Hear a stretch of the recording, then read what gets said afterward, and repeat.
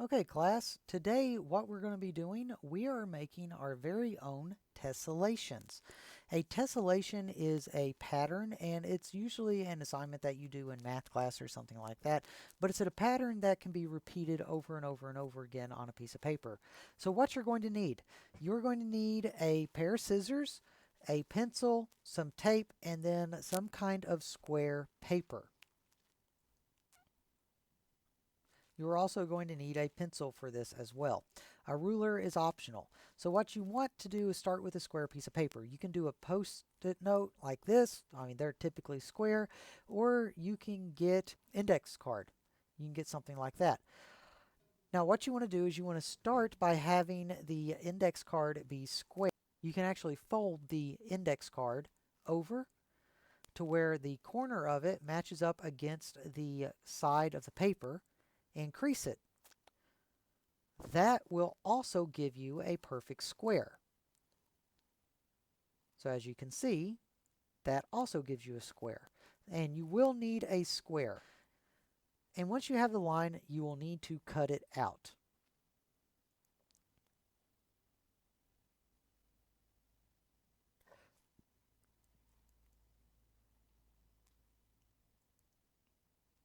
Now once you have this cut out, now you can start making your designs on it. With the designs, you want to make a design to where it is going to be transferred from one corner up to the other corner. So something like this. Now you want to go over to the adjacent side or the side right next to it and draw another shape. Now these shapes are going to be cut out and be transposed over to the opposite side, which we'll show you in a minute. If you do want to draw an extra shape, make sure they do not overlap the shapes on the opposite side. So I'm going to draw a shape right up here, and you can see that that shape does not overlap the other shape. Once you have your shapes drawn out, then it is time for you to get your scissors, and you're going to carefully cut the shapes out. Now cut on the line. You don't want to cut over the line or inside the line. You want to cut exactly on the line.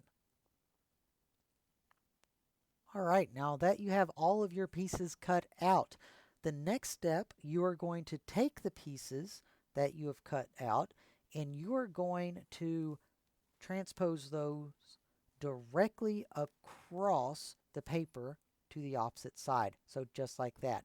And you want to make sure they line up with where the cut lines are. So make sure they line up perfectly. Otherwise, your patterns are not going to match up. So make sure they line up. And then you're going to take a little bit of tape and tape it down.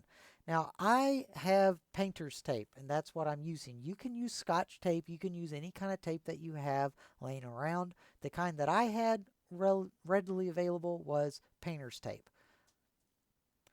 So what you're going to do, you're going to tape that down so it doesn't move. Make sure you line it up and then tape it down.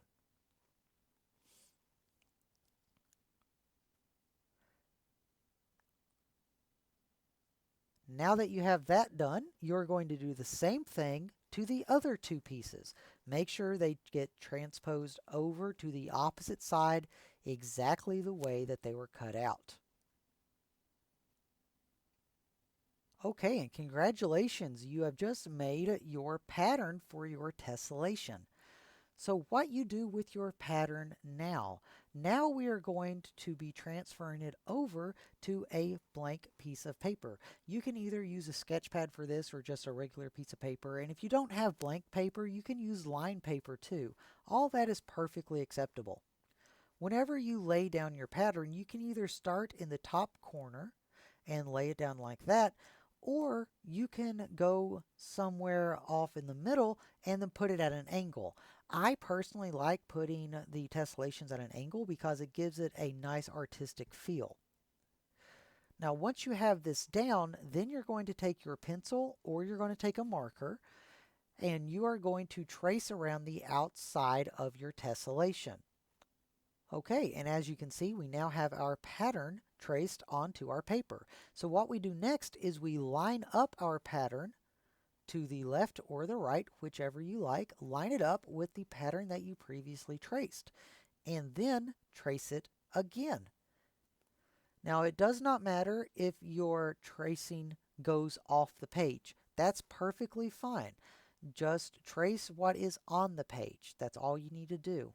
And you are going to continue this process until the entire page is filled in.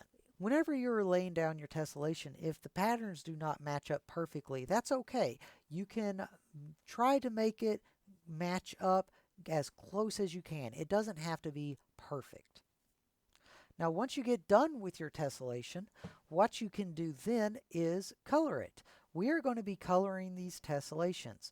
So what you need to do, you can either pattern it, such as you say one square is blue and one square is red, and you keep alternating the colors through that, or you can add in all kinds of different patterns inside of it. You can draw lines, you can draw circles in it.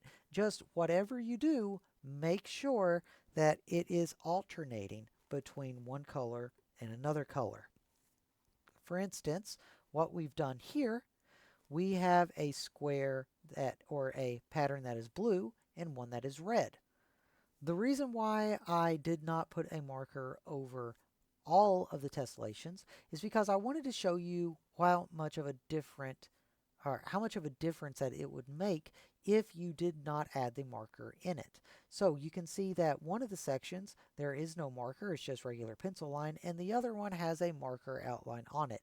It is completely dependent upon what you want to do with this. This is your artwork and your tessellation. If you would like to add patterns into it, then you can. Like, for instance, I personally think that this pattern looks like a bird. So what I'm going to do in one of them, I'm going to draw an eye in it. Well, I would like to thank you all very much for watching. If you have any questions or comments, go ahead and leave it down in the comment section down below. If you'd like this video, give us a thumbs up. If you are not one of my students, but you'd like to attend our class or you'd like to follow along with us, go ahead and subscribe to our channel. Thank you all very much for watching. I hope this lesson has helped you. Hope you have a great, wonderful rest of your day.